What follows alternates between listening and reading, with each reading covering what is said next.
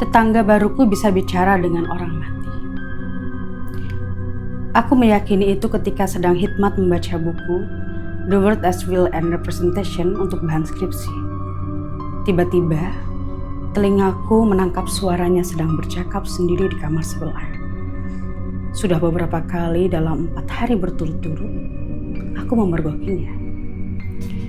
Aku langsung menutup pintu dan melihat jam di meja dekat kasur. 12.00. Setelah itu, aku mencoba menguping percakapannya dengan mendekatkan kepala ke dinding antara kamarku dan kamar sebelah. Aku tinggal di kamar 33. Di lantai ini hanya ada 5 ruangan. 31 sampai 35. Bersusun dari kiri ke kanan. Sejak 4 hari yang lalu, gadis itu menempati 35. Sisanya adalah kamar kosong, atau lebih tepatnya tak ada manusia hidup yang tinggal di sana. Pada hari pertamanya, perempuan tersebut begitu bising mengangkat-angkat barang.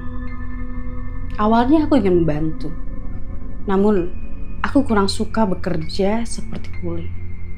Selain itu, aku takut dia mengira yang bukan-bukan.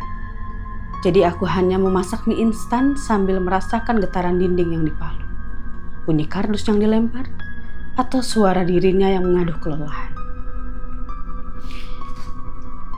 Baru ketika malam hari berbenah itu selesai, saat itu cuaca sedang hujan, petir beberapa kali menyambar. Aku yang sedang istirahat dari mengetik skripsiku tiba-tiba menyadari bahwa ada suara kucing dari arahnya. Mungkin tetanggaku membawa peliharaan. Kurasa ini waktu yang tepat untuk mencoba berbasa-basi, menawarkan secangkir kopi, sembari bertanya, siapa namanya? Namun ketika aku mendengar lebih saksama, dia sedang bergumam. Kupikir dia sedang menelpon seseorang. Suaranya yang bercampur derau rintik cukup menenteramkan, membuatku tak lagi merasakan suram yang mencekam. Di lantai ini, sunyi telah menjadi rutinitas. Biasanya, hanya terdengar jangkrik bernyanyi, geraman pompa air, atau cuitan angin kencang yang membuat jemuran bergoyang. Jadi, aku bisa mendengar bahwa dia sedang bicara di ujung kamarnya. Namun aku kurang bisa memastikan apa yang dibahas, karena jarak kamar kami yang terhalang. Lagi pula, bunyi mengeong jadi kemuskilan sendiri bagi telingaku untuk mendengar bisik-bisiknya yang menyerupai sebuah ritus.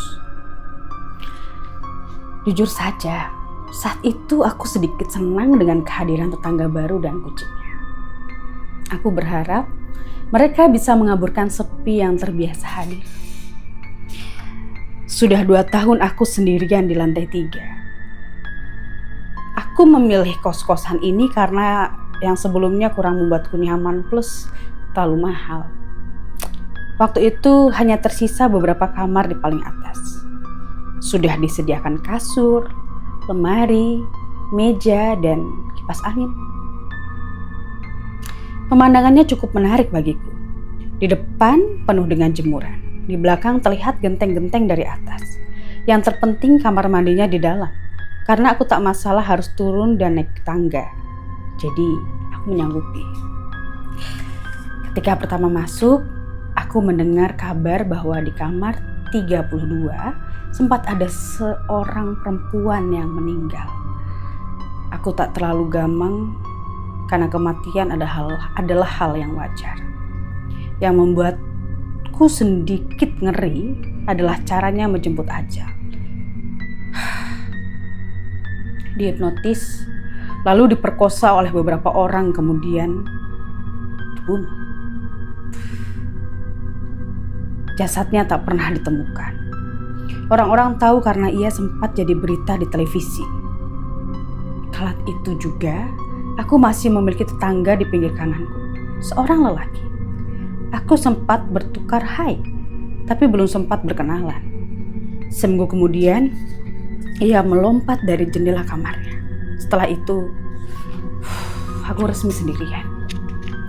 Maka ketika perempuan itu jadi tetanggaku, aku berpikir dia bisa menghilangkan suasana hening yang kadang membuat bulu kuduk berdiri. Atau minimalnya membuatku punya teman. Aku berniat menyapa pada hari kedua kedatangannya. Namun, pagi-pagi sekali bahkan sebelum kicau burung hadir, gadis tersebut telah lenyap. Waktu itu, aku masih melek karena bergadang demi mengkritik keinginan untuk hidupnya seorang filsuf bernama Schopenhauer. Lalu kedengar